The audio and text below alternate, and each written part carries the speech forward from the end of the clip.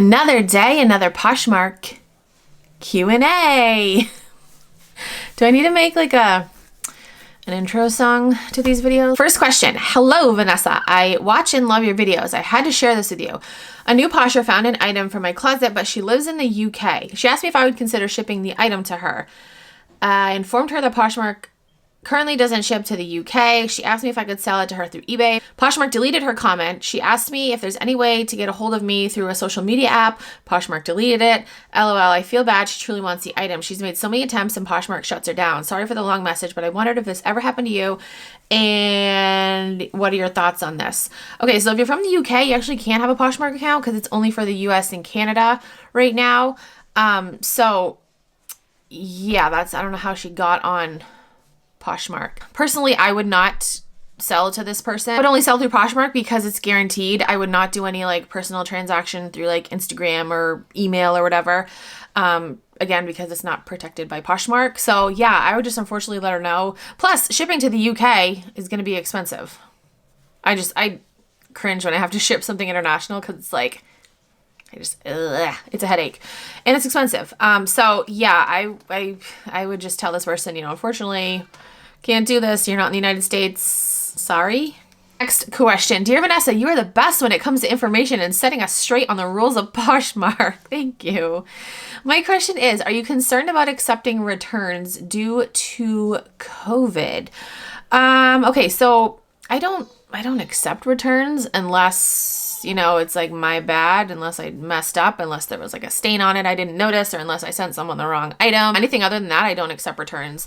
I am honestly starting to get a little nervous because COVID is, it's back at it again. Cases are going up.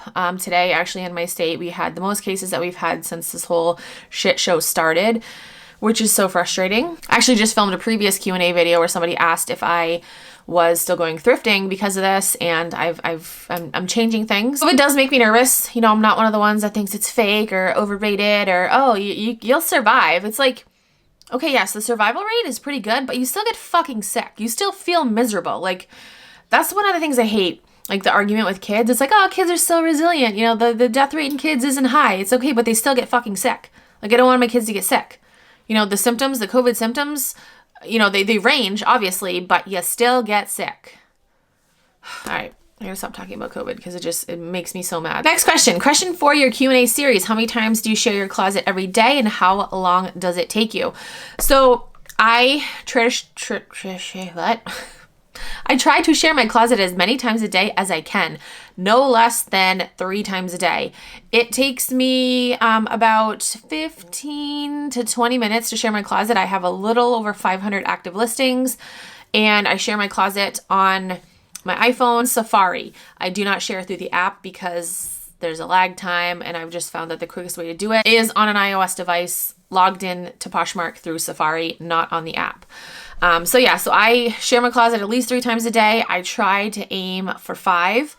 But life happens, shit happens, but I try no less than 3 times a day. Okay, next question. Hi, I have a question for your next Q&A video. Have you ever had a name your price sale or anything similar? I'm trying to get rid of most of my inventory and I want to do like a huge sale, but I've never done it before and I'm not sure how to do it and still make a profit. So, yes, I have had a name your price sale, and I don't know, I feel like I had like a love-hate relationship with it because although my sale was like name your price, I wanted it to be like a name your price but don't be an asshole sale, because people think name your price like, oh, well, I'm going to offer $3 for this $80 item. It's like, no, like just don't be an asshole. I definitely got a lot of those people and that was frustrating. So, the next time I do that, I will make sure to tell people, hey, this is a name your price sale, but like you gotta name your most reasonable price, not name your lowest offer possible. You're definitely gonna take a look at your cost of goods and, decide for the items like your lowest price, the lowest that you can go and still make a profit. I have seen resellers have great success with it. Mine wasn't like, it wasn't a fail, but it wasn't like a huge success. It was just kind of like, okay. But yeah, definitely if I do it again, I'm going to tell people like, you can name your price, but if your price is really fucking low, I'm going to counter back. Next question. Okay, question. Do you iron or steam your clothes before taking photos? Also, what's your opinion on flat lays? I had a mannequin, but the clothes I have just looked weird on it, in my opinion. Also, do you ever buy something just because it's cute, even if it doesn't have a tag? What about stuff from places like Zara? Also today, I found an Yves Saint Laurent black button-up. I can tell it's real because I have some of their clothes. Would you have picked up something like that? The comps aren't amazing, but it's still a luxury brand. Okay, lots of questions. Do you iron or steam your clothes before taking photos? So I wash everything. If it's new with tags, I will steam it. And yeah, I make sure it's clean before it like comes into my house. Like when I go sourcing, everything immediately goes into the wash. I wash everything because I'm super grossed out. I'm like the biggest germaphobe. I don't know where their shit's been. I always cringe when I see people do haul videos, like especially ones that are like straight from the bins. It's like, oh my gosh, and you're putting that on your couch and grosses me out. So yeah, everything is washed before it like comes into my house, into my Poshmark room that I'm in right now. And again, if something is new with tags, it gets steamed. What's your opinion on flat lays? So I honestly prefer a mannequin. You said your clothes looked weird. Maybe you have the wrong like size mannequin. You can get mannequins with different like builds, you know? Sometimes like my mannequin's like a average size mannequin. Sometimes when I get like bigger size clothes, like men's clothes maybe, it does look a little funny. One tip is, especially if you're doing men's clothes, you can turn the mannequin around and use the back as the front for men's clothes. I think some people can make flat lays look really, really pretty, but that's just not my thing. I don't have time to do that and like organize and get props and stuff. Like I just like my mannequin with a white background. That's just easiest for me. Okay, your other question, do you ever buy something just because it's cute, even if it doesn't have a tag? Yes. What about stuff from places like Zara? Yes, I do have actually some Zara items in my closet right now. I have good success selling Zara jeans. So yes to both of those questions. And then your other one, would you pick something up like that, like a luxury brand, even if the comps aren't amazing? I mean, it depends on the price. Did you say the price? No. Yeah, I mean, if it's a luxury brand at, a decent price, even though the comps might not be like spectacular, then, if it's a cute, trendy piece, then yes, I will still pick it up. Last question. Where did it go?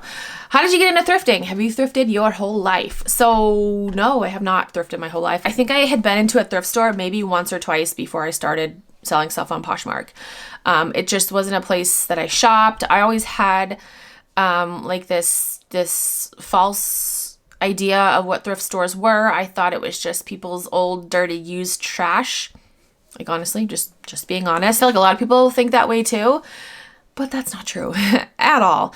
But yeah, the first time I remember like the first thrift store that I went to when I first decided to like really start selling on Poshmark, it was a Goodwill. Vaguely remember going into the thrift store and being like, all right, let's do this. And it was very overwhelming. I was like, I don't know what I'm doing. I don't know what brands to look for. Like, So yeah, to answer that question, I have not thrifted my whole life. I really only started thrifting once I became serious about selling on Poshmark. And how did I get into Poshmark? So I made a YouTube video years ago, but I did a sponsored YouTube video for Poshmark. This was back when they were reaching out to YouTubers to do sponsored videos. They don't do that anymore. They don't even have YouTube as an option to do like campaigns. Like, how you can do, if you're a Poshmark ambassador, you can do campaigns through social media. You can do them on Instagram, Facebook. It used to be YouTube, but they've stopped doing that. I feel like they stopped doing it because there's a lot of people on YouTube now that talk about Poshmark, so they're getting their like free promotion. So they're like, why do we have to pay for it? So they reached out to me. Like I said, that was years ago. I'll try to find the video if it's still up. And they asked me to do a sponsored video, and I did it. And I was just selling things. I mean, obviously I used the platform because I wasn't going to, like, I don't do sponsorships if I don't use the actual product. So I went through my closet, I found some random ass things, put them on Poshmark, and I sold them. For the first like year and a half, almost 2 years that I was on Poshmark, I was just selling random things from my own closet. I wasn't like, reselling even part-time. It was just kind of like, I haven't worn this in a while. Let's put it on Poshmark and try to sell it. It wasn't until 2018 where I started taking it a little bit more serious. I started doing it like part-time, and then I went full-time in April of 2019. So that's kind of how I got into it. I had never thrifted before in my life. I just started one day and I haven't looked back. I absolutely love it. I love the thrill of finding a treasure. Like it's so much fun. And like I said, I had all these preconceived notions about what a thrift store was, and I was like, oh, it's so gross. It's going to be like people's literal trash that they don't want. And it's so wrong. Like that is so wrong. That is so far from the truth. So that is it for this video. I hope I answered your questions. If you have any other questions, you can comment down below. Send me a DM on Instagram or tweet me on Twitter. If you're new to Poshmark and you want to sign up, you can use my code. It is KeepinItRad. You get a $10 credit and I also get a $10 credit. So thank you. That's it for this video. Thank you guys so much for watching. I'll talk to you guys in my next video.